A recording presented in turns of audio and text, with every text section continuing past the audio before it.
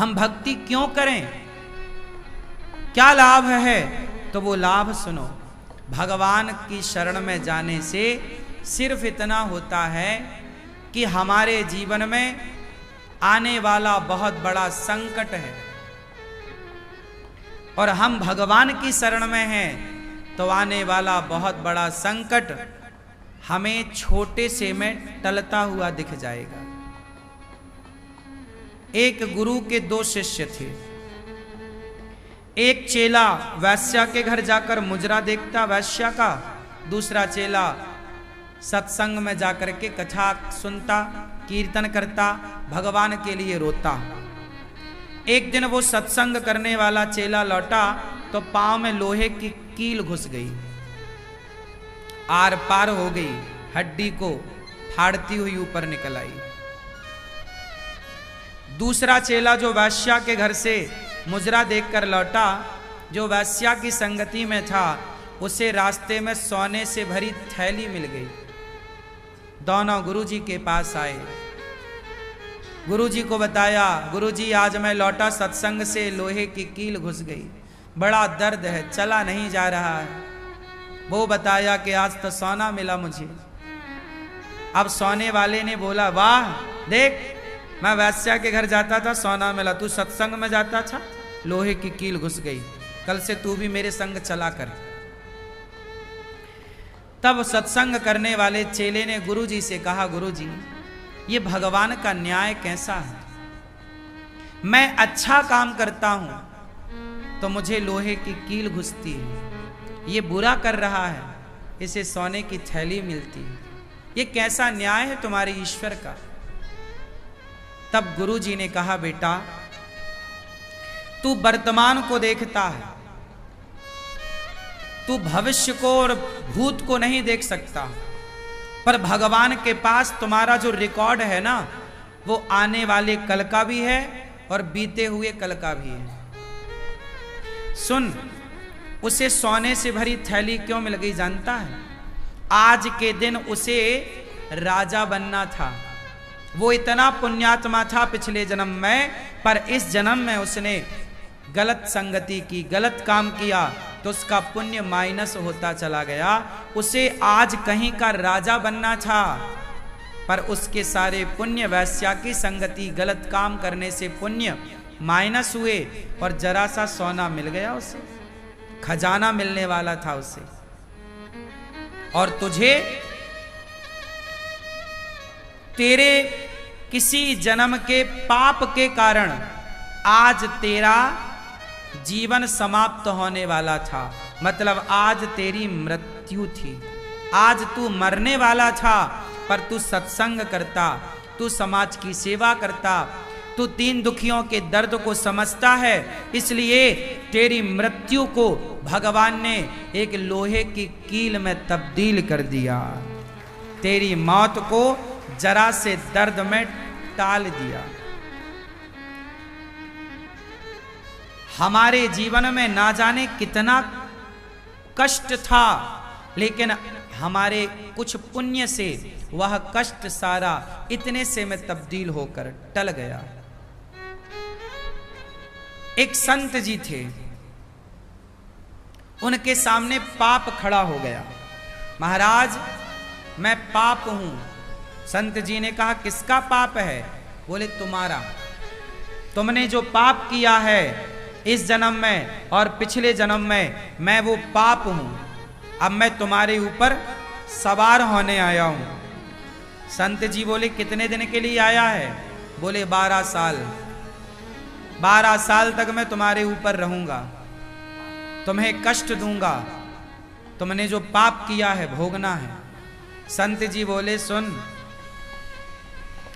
तू यहीं बैठ, मैं भगवान से बात करता हूं।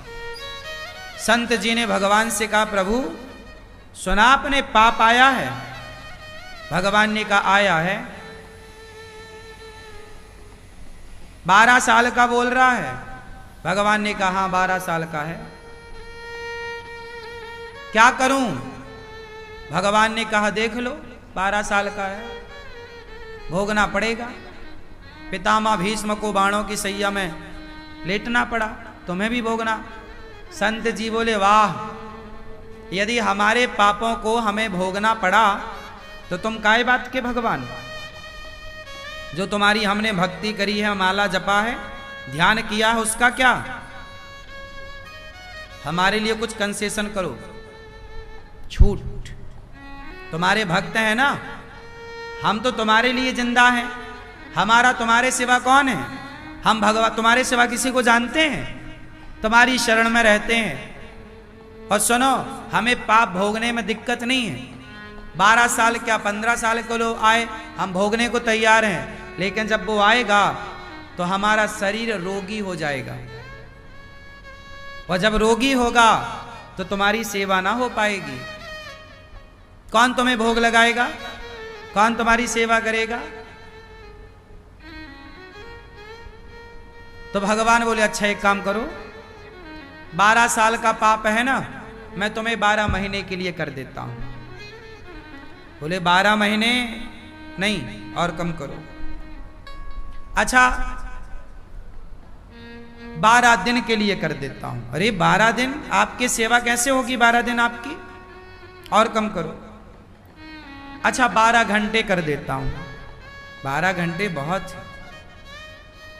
फिर अच्छा एक काम कर, 12 मिनट के लिए कर देता हूं। हाँ ये ठीक है। भगवान, आप देखो, आप लोगों को ये तो पता है कि आप भगवान के लिए क्या करते हो। माला जपते हो, नाम जपते हो, धाम जाते हो, पुण्य करते हो। आपको अपना तो पता है कि आप भगवान के लिए क्या कर रहे हो, पर भगवान आपके लिए कितना कुछ करते हैं वो आपको पता नहीं है। आपके जीवन में कितना सारा दुख था, कितना सारा कष्ट था। क्या आज लोगों के जीवन में दुख नहीं है? लेकिन आप भगवान की शरण में हो तो सालों का कष्ट, 12 वर्षों का कष्ट भगवान ने 12 मिनट में तब्दील कर दिया। मूकम करोति वाचालम पंगुम लंघयते गिरिम यत् कृपा तमहम वंदे परमानंदम माधवम। जब भगवान कृपा करते हैं ना तो गूंगा भी बोलने लग जाता है। मैं इस काबिल नहीं था कि वृंदावन धाम में आकर के आप सबकी सेवा करूं। ये मेरे पुण्यों का बल नहीं है, ये मेरे प्रारब्ध का फल नहीं है, ये प्रत्यक्ष मेरे बिहारी जी की कृपा है। मैं नहीं था काबिल, मैं इस योग्य नहीं था, ये कृपा है। आप वृंदावन आए हैं, ये आपका प्रारब्ध नहीं है, ये आपका भाग्य नहीं है। तुम्हारा भाग्य वृंदावन ला सके, भाग्य में इतनी ताकत कहाँ है? ये तो बिहारी जी की कृपा है कि आप वृंदावन में हैं। हर चीज भाग्य से नहीं होती, कुछ चीजें कृपा से होती। बात समझ में आ रही है? सुभद्रा को कहा भगवान ने कि बहन तू कहे तो तेरे बेटे को मैं जीवित कर दूं, अभिमन्यु को। पर एक बात बता, यदि मैं तेरे बेटे को जीवित करूंगा तो आने वाली बहनें कहेंगी कि अपने बहन के बेटे को जीवित कर दिया, का मैं तुम्हारी नहीं हूं? बहन एक बात बताऊं, ये जो अभिमन्यु है ना, इस अभिमन्यु का जन्म ही इस काम के लिए हुआ था कि महाभारत में इसकी इतनी भूमिका थी, तो जितनी भूमिका थी उसने उतना काम किया और काम करके चला गया। जिसका जितना कार्यकाल है, मैं आप क्या करने आए हैं इस संसार में? आप जो कर रहे हैं वो आप नहीं कर रहे हैं। आप ये मानसिकता बनाओ कि जो आप कर रहे हैं ये आप नहीं, ये भगवान आपको इस कार्य के लिए ही भेजे हैं। आज अनिरुद्धाचार्य जो कर रहा है, भगवान ने मुझे इसी काम के लिए भेजा है। भगवान ने ये डिजाइन किया है, प्लान किया है इस काम को। मैं अपना काम करूंगा और जिस दिन मेरा कार्य पूरा होगा उस दिन भगवान वापस कहेंगे चलो हो गया। अभिमन्यु को बुलाया वापस, चलो आ जाओ। ऐसे मुझे भी बुलाएंगे, चलो हो गया काम। हमारी और आपकी कोई भूमिका नहीं है, हमारे और आपके पीछे भगवान कार्य कर रहे हैं, वो शक्ति कार्य कर रही है। हमें ऐसा लगता है हम कार्य कर रहे हैं। हमें ऐसा लगता है हमें सुख मिल रहा है, हमें ऐसा लगता है हमें दुख मिल रहा है। नहीं, सुख दुख ईश्वर की व्यवस्था है। सुख दुख ईश्वर की, जोर से, क्या है? अच्छा बताओ, यदि दुख ना होता तो क्या सुख का कोई मूल्य होता?